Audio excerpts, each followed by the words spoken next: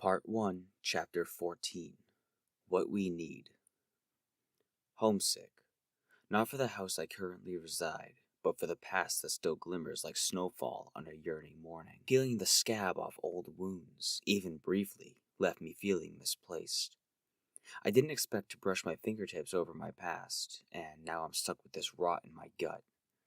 I felt tongue-tied, false, and this pestering want to lie down plagued me for a few minutes after her mom had left us.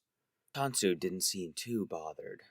I could tell she had some emotional intelligence and empathy in the way she had spoken. Despite the sadness that flushed my face, I did my best to keep this afternoon alive. The springs of her bed creaked as I shifted my weight from one side to the other. It only now occurred to me that we should really switch places, simply because this is her room and her bed, so it's kind of unfair that I got to sit here and she's forced to sit in the chair. Before I could bring that up as the stepping stone to a new conversation, she licked her lips and caught me by surprise. Kim, how old is your house? How old? Why? I was thinking about the ghost stuff you mentioned before. Maybe someone died there and is reaching out to you. I considered the old man in his recent approach. That was for sure not a ghost. I tried to play it off nonchalantly. Honestly, I've been trying to forget about all of that. It's stressing me out. If it's a ghost, it can't really do you any harm. But if it's something darker, it could be affecting your mood. At least, from what I see in movies. That's reassuring, I said sarcastically. My mentality shifted. I'm pretty sure I'm beyond thinking it's a ghost. Did something else happen? I kept my face straight, hiding that fear behind my mask. Behind my eyes was the old man. His words of a deal echoed in my ears like rebounding bullets. Those haunting yellow eyes. The more I thought of him, the more his idea infected me like a virus. A burning, sour sting of corruption spread across my organs. I lost my breath, only to find it again as I stifled a gasp. I couldn't just tell her. That would surely put a crazy label on me. I'd like to do more research, I stated somewhat dramatically. If you want, she stuttered, sensing my energy, you can use my laptop. Her tender, docile voice aided in snapping me out of the growing trance. I swallowed hard, feeling more like myself with each second. Okay, I could do that. I nodded. Rotating in her chair, she positioned herself in front of the desk and flipped open her bulky gray laptop and typed in the password. I jumped off the bed and approached her left side, giving her the opening to switch places. Here you go, she smiled. She slid out from the desk and I took her place in the warm seat. Thanks. I hope I'm not being invasive or anything. Nope. I'm very curious about what could be anyway. I'll just be reading until you're done, or if you need me. She timidly smiled, her face looking a little red. I won't be long.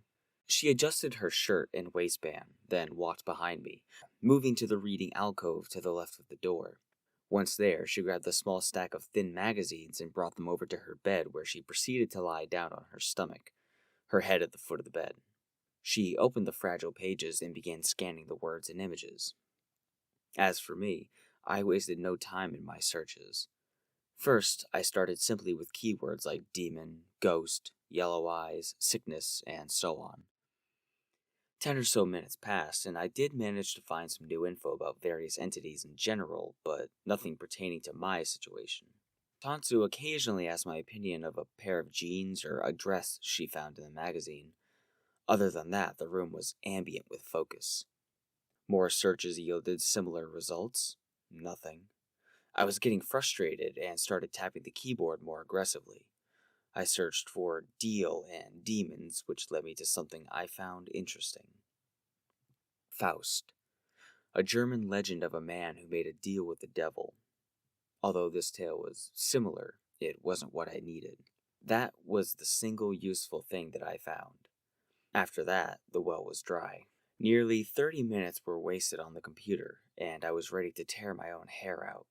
Not just for the frustration of being unsuccessful, but also for what it implied about my building situation. Though Tansu would have no idea the stress I was enduring right now, given my composure. One final effort. Anticipation burning a hole in my brain, I strung together Demon, Deal, Faust, and Evil. Page 1, nothing. Pages 2, 3, 4, and 5 were similarly vacant. But there was this buzzing in my head. Some stubborn gnat that coaxed me into clicking the next page over and over.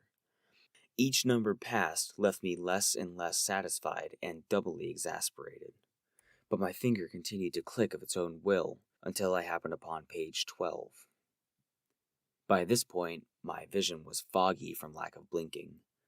A hard rub and aggravated sigh reset my patience and allowed my vision to uncloud. The cobwebs of my mind cleared as I read the list of links before me. Third from the top, labeled, A Place for Us All. The web page loaded incredibly slowly, one line of text at a time. When it completed, I skimmed over what appeared to be a personal blog written around 1996. Every entry started off with a date and ended with a signature, LC. Starting from the earliest pages, this presumed girl spoke mostly of drama with her mother, a lot of fear for her well-being, and the mystery behind her father's place in the family tree.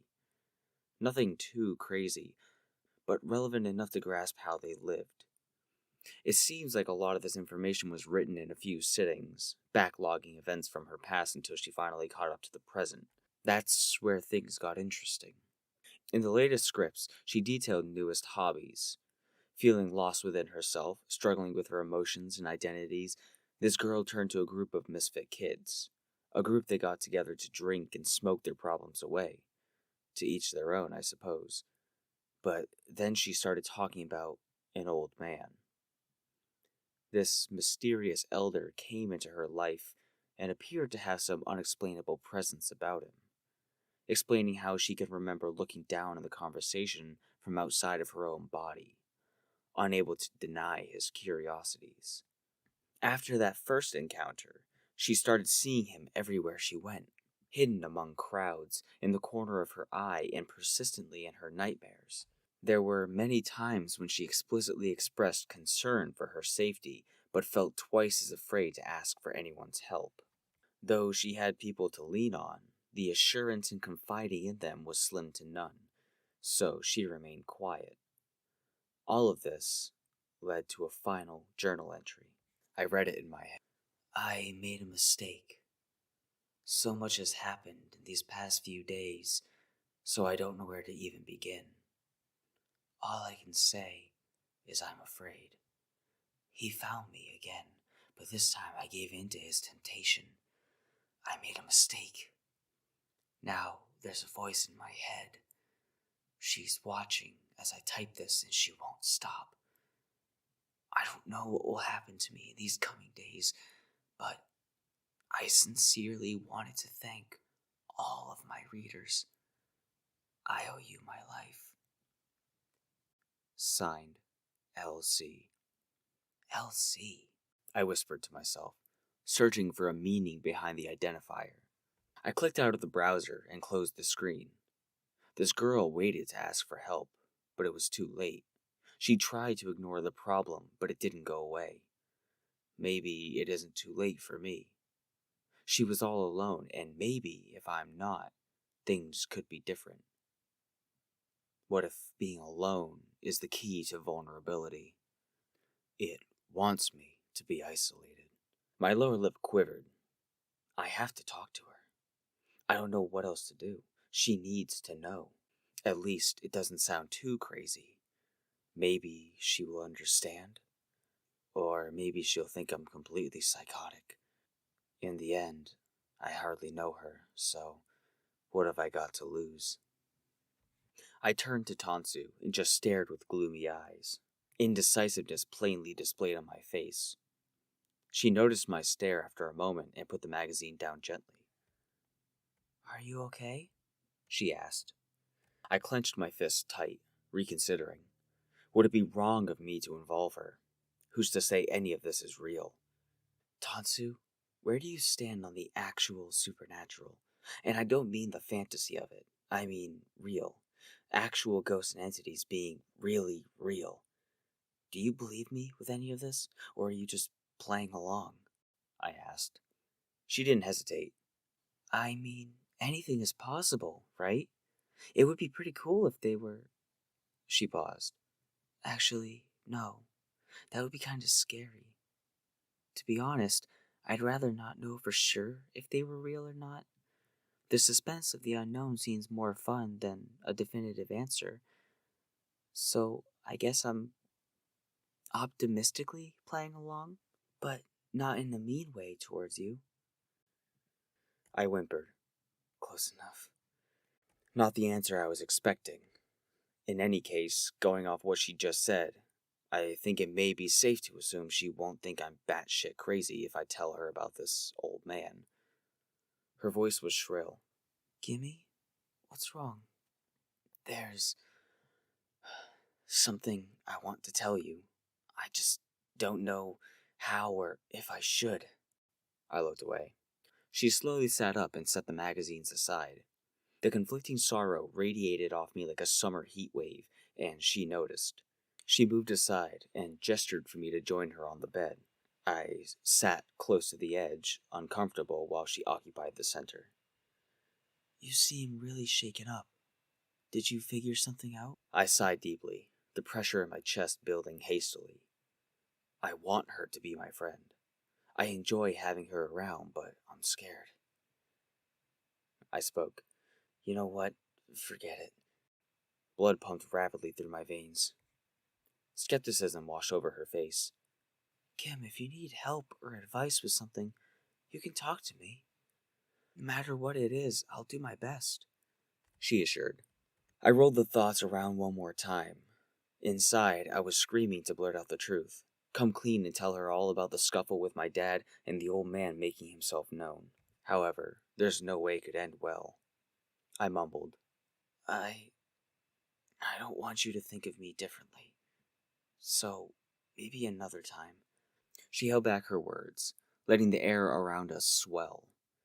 When she spoke, it was restrained and calm. You can be as honest as you want.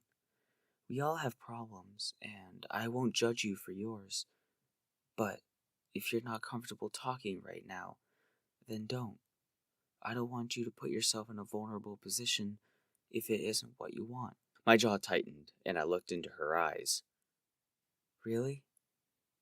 You're incredibly understanding and patient if that's the case. I sniffled, the pressure lessening. She shrugged lightly. I was sort of the go-to therapy session for some girls at my old school.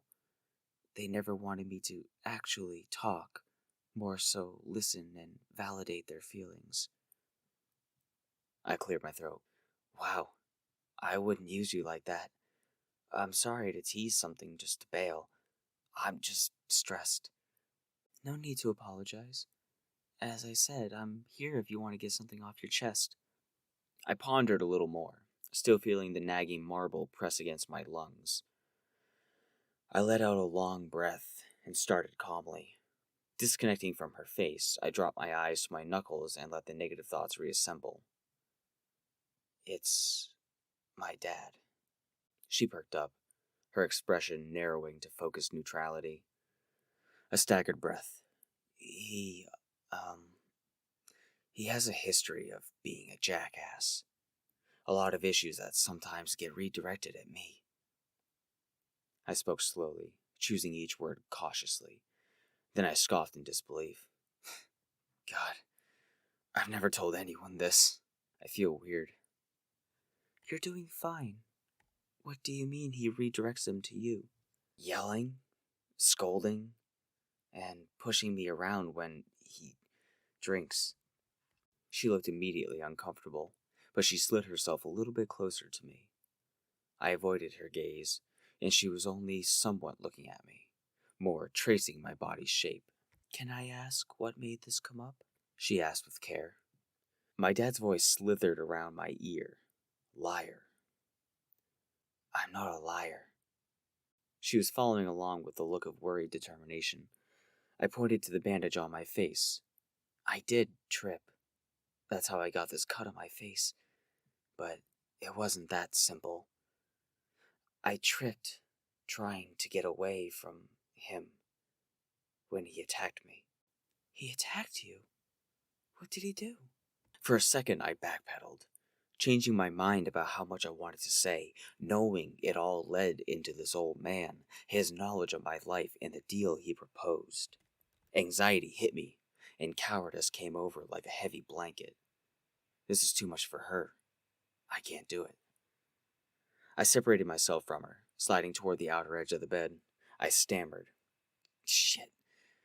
It feels so wrong talking about this. Like I'm just offloading my crap onto you and expecting you to deal with it and just be around me. I mean, come on. This is our first time hanging out and I'm bitching about my problems. I swallowed hard and listened intently. She then got this stern look and puffed her cheeks. Then she pointed a finger at me. Stop that, right now. The only person you've lied to is yourself. You convinced yourself that opening up is a bad thing. It's not. It's healthy and responsible. You need to let someone in, otherwise you'll always feel guilty. Trust me on that. I tried talking to Joey when I really needed help, but all I did was drag him down when things got worse. I got mad at myself and the world and took it out on him because he let me. I can't control myself sometimes. My eyes burned. He couldn't do anything, and I couldn't fight it. So why openly bleed in front of people I care about? Just pretend. I turned to the wall and bit my lip, sliding my fingers in front of my ear and clasping the bruise. The way I held my own head must have given away that I wasn't cradling, but shielding. She shuffled slightly closer and reached. She tenderly touched my hand on the side of my head and pulled it away. I let the hair fall, but she held my hand in hers and squeezed it tight. I looked at her through the wet blur and sniffled. Her eyes were glossy, searching, expansive. I lowered my head and turned the bruise toward her in a way that allowed her to examine it, which she did. With her free hand, she brushed some hair aside and saw the discoloration behind the follicles. She then gingerly touched the bandage and leaned back, absorbing all her escaping thoughts. Shaking, on the verge of tears, I tried to calm down, but it was no use. I just couldn't. It's like I was experiencing every second of agony for the first time myself, reliving every second of fear. As the first stream of tears rolled down my face, she threw her arms around me and squeezed tight. It's okay, she whispered. Those two words almost broke me entirely. A surge of emotion got caught in my throat, and I did everything in my power not to cry. This is not what I expected from her.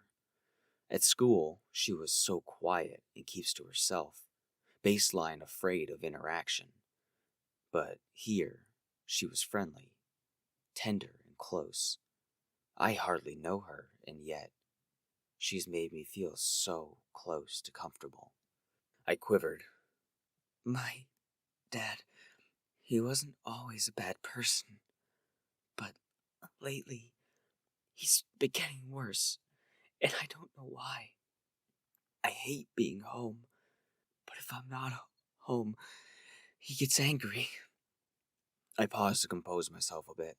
Then, this mess with these shadows and weird feelings.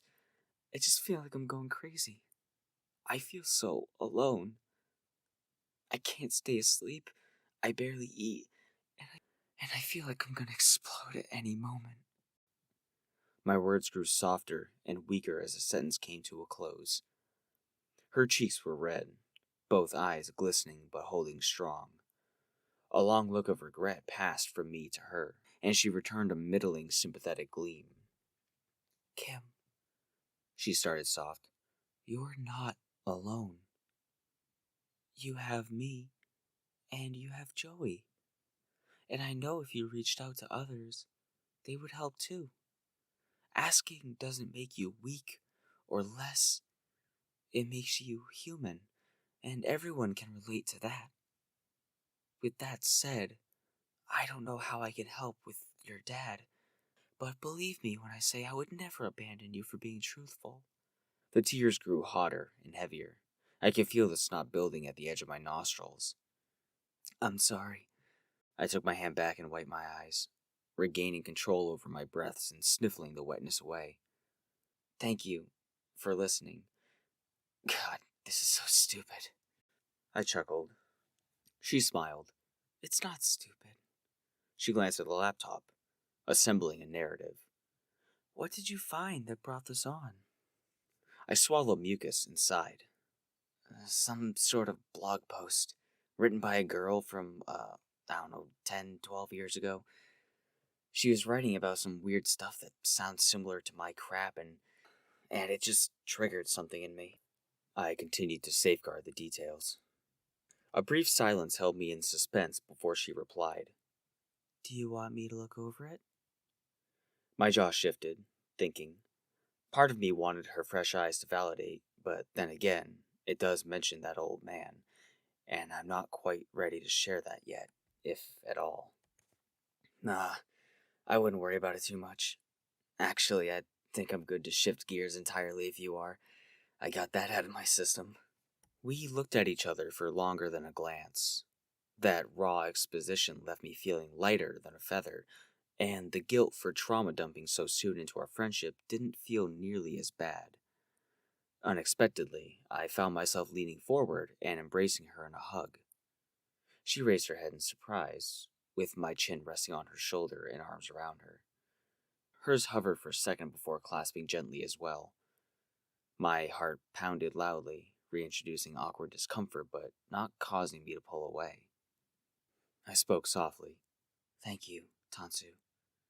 She whispered, You're welcome. I pulled back an inch to the outer edge of the bed again, each of us red in the face and receding into ourselves. My mind was racing with so many things, good things I hadn't felt in such a long time. This whole afternoon was as invigorating as it was upsetting. As silence lingered, I settled on one thing. I'm going to talk to Joey and make a better effort. Tansu was right. Suddenly, a soft knock came from her closed door. We both turned, startled, as it opened a few inches. Her mom peered in. Tansky, dear, would you and your friend like a snack?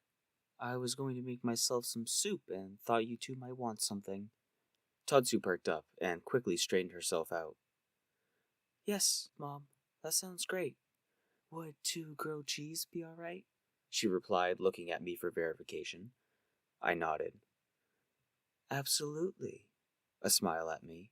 If you'd like to take a seat at the table, I can have it ready in 10 minutes. I smiled back, hoping the redness in my eyes wasn't too apparent. All right, thank you. She stepped away from the door, leaving it open for us to follow. Tansu got off the bed and fixed the folds in her pants. I did the same, but first had to fight off the lightheadedness. She waited for me, holding the door while I cracked my toes and rolled my shoulder. As we exited the bedroom, I immediately soaked in the atmosphere.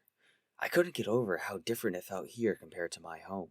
So open and clean, with candles burning sweet scents and a small radio playing music from the living room. The curtains were curled neatly from the windows, letting the gray of a fading day paint the reflective glass overlooking the yard and main road. I could see lights beyond the glass, neighboring houses, and that immediately snuffed that old crusted isolation I get from looking out the windows at home. Many smaller lights illuminated the house, eliminating dense dark shadows and almost eliminating my creeping paranoia altogether. We sat at the dining room table, and I faced the windows with Tansu to my left. I could see the neighbor's house across the street, their outside light flooding the grass with 2 kids tossing a ball. I couldn't imagine my dad letting me set foot outside the house this close to dark to do something fun. Yet, there they were, just blissfully unconcerned. A whole new world. That's what it felt like, especially when a steaming hot plate of thick sliced grilled cheese slid in front of me. The smell alone soaked my gums and teeth with delightful hunger, and the first bite was everything I could want and more. Simple, yet elegant. The happiness I felt sitting at the dining room table and eating with these two heavily contrasted with what we absorbed only 20 minutes ago. Those secrets were safe behind the walls, and ultimately insignificant compared to the now. 2 bites in, and her mom spoke. So, Kim, how long have you lived in this area? I licked the crumbs from my lips. I was born in Florida, but only lived there briefly. I consider myself born and raised here, though. Florida? That's a long way. What made your parents decide to move to New England? I shrugged. Not sure. Dad doesn't talk much about it. I don't have any relationship with my family on either side. It was really just us three for a while. The two of them shared a look, one that I knew to be pity and concern. Tansu intervened. Did you ever play on any sports team for school? I replied. I did basketball, a little, but I hated it. I snickered. I always had poor hand-eye coordination, and super clumsy. Her mom added, Sports aren't for everyone. There's no shame in being bad at something you don't enjoy. Oh, I'm not ashamed. A little embarrassing at times, but it was good fun at the time. At least it got me moving. We all laughed. As the short laugh quelled, I could feel her mom staring at the bandage. She had latched onto it a few times. I took another bite. Tonto had eaten most of hers and was sipping on water while the small stillness snaked around us. I looked over my left shoulder, past Tansu into the kitchen, and admired how clean everything was. Do you know who lived here before you? Or why was it up for sale? I asked. Her mom looked around as well, smiling fondly. Supposedly, this house was much smaller when it was first constructed, but a couple bought it up and did some extensive renovations. It previously had an upstairs bedroom, but that was turned into the attic. The stairs were removed completely. They added on the reading room, expanded the living room, and, she gestured to where we sat, branched the kitchen into a small dining room. Wow. Why did they sell it then, if they put so much money and work into it? Tansu had taken her last bite, and after she sipped on more water, she explained. They were getting older when they bought it. The renovations took almost 5 years because they were having it done while they lived out in Connecticut. They spent another 2 years here before they decided their needs changed. So they put it for sale and went somewhere else. Huh. I adjusted in my seat. Well, I'm glad it wasn't some kind of horror story about someone being murdered. Her mom averted her eyes at the table, and for a split second, I thought I could see a visible shiver around her. And with it, I got sad. Her voice was soft. No, nothing like that. Tansu spoke quietly as well. It's just what we needed. Almost perfect. I looked between them both. Something told me there was more to this than what was on the surface. No way I'd be pressing that tonight. The radio continued to play somber music in the background, never allowing pure silence to permeate. As that conversation trickled away, her mom stood up and collected the dishes. While she deposited them into the sink, Tansu gestured to follow her to the living room. I sat on the 3-seater couch and faced the TV, though it was off. She approached the wall of shelves and took out a board game. It only took a few minutes to set up and casual banter to restart, but when it did, her mother joined us around the coffee table and we all started playing. I don't know what the game was even called or how to play, but every time it was my turn, I got so invested in the economics of each piece and space to move. I made mistakes and played embarrassingly slow, but they never got impatient or urged me to be better. They just laughed and joked and kindly instructed. I never realized just how defensive I was until I didn't have to be. This is normal. This is what families should be. I enjoyed every second while I could because who knows what tomorrow might bring. Time went by, and I became wary of that. The sky was growing a dim orange, and I had to get home soon. Tansu began washing the dishes from earlier while her mom put the games away. I stood awkwardly, not knowing what to do until her mom got my attention. Kim, you'll have to tell me where you live so I can bring you home now. I replied, That's okay. I'll walk home, Miss Ikono. Her expression morphed into astonishment. Walk? Dear, it's almost dark. I can't let you walk home this late. She laughed a little. Concern for my well-being? That was a new one. The only time my dad showed concern was if I did something or was planning on doing something that may affect him in some way, like his image and things like that. I guess you have a point, if it isn't too much trouble. It's not. Now, go get your shoes on. I grinned, then fast walked over to the front door. I threw on my shoes and called out, Tansu, Are you riding with us? Maybe you can come inside for a second, see my house. She turned away from the dishes and smiled briefly. Not tonight. I have to take a shower before bed. Her mom walked up beside me and slid her dainty feet into her slip-ons, while I wiggled my ankles to secure the beat-up sneakers. All right. I waved goodbye as her mom opened the door and started for the car. Bye, Kim. She waved as well. We headed outside, and I hurried over to the passenger side. I was a little too excited for the simple car ride and immediately slowed my pace to a casual walk, but still moved with purpose. Standing by the passenger door, I looked through the tinted glass as her mom climbed in. I opened the front door a little. Missy Kono? Can I sit in the front seat? She gave me a puzzled look. If you want to, it's okay with me, just as long as your seatbelt is on. I grinned widely, then jumped in the front seat and strapped myself in. Thanks. I've never ridden in the front seat before. Never? Well, I can say that it's not very exciting, she said, amused. It has to be better than feeling like I'm a baby in the back, I replied. She chuckled, and we started on our way, just the two of us. I guess it's sort of a good thing because it gave the two of us a chance to get better acquainted. As expected, she picked up the conversation right away, as soon as we got onto the road. Did the two of you have a good time? I hope Tonsky wasn't too quiet for you. I fiddled with the belt strap over my chest. Not at all. She was talking as much as I was, and yeah, it was fun. I haven't actually spent time with someone my age outside of school for a long time. And, can I say something? Kim, you don't need my permission to speak. You have excellent manners, but I think you need to work on your confidence if you don't mind me saying. I blushed. Right. I thought about how I always tiptoed my words around my dad and around the people he would invite to the house. I always had to keep quiet out of fear of being scolded. Well, I just wanted to say that you have a gorgeous house, and I was curious to know what you and your husband do for work. Tansu mentioned something about classes at one point, I said politely. I spend a lot of time teaching young minds.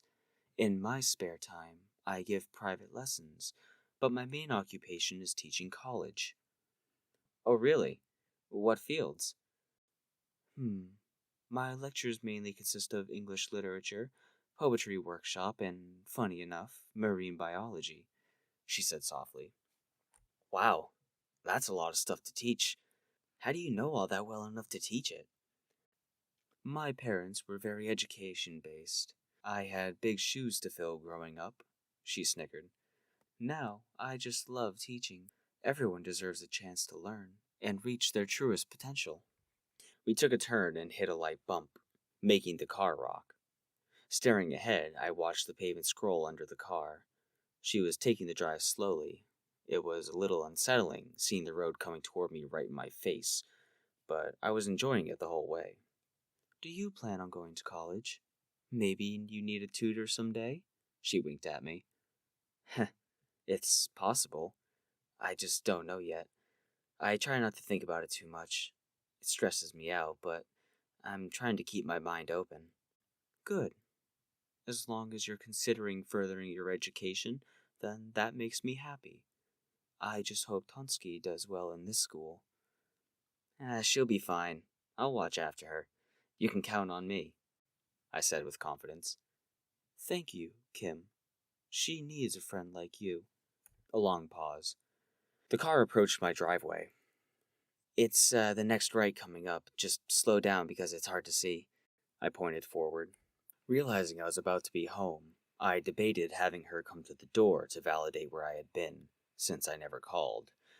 Then again, if he's fucked up, I don't need him making sick comments and making her question my home life. The last thing I need is for Miss Ikono to ban our friendship because she met my dad. I then thought about how much he would probably yell at me, and I was ready to yell back tonight. After that whole incident and his one apologetic day, I should think we were on a bit more of an even ground. I just hope he'd understand I wasn't doing anything wrong. The moment we pulled into the driveway, I spoke. You can just drop me off here. The brakes cried softly, and we came to a stop. The headlights flooded the front of my house and his car. She clicked the switch down to low beams and then turned to me. Here we are. I hope to see you two together again. Me too. I stepped out of the car and held onto the door. Have a good night, Miss Ikono. See you soon. The door shut tightly, and as she started backing out of the driveway, I felt cold reality sink in.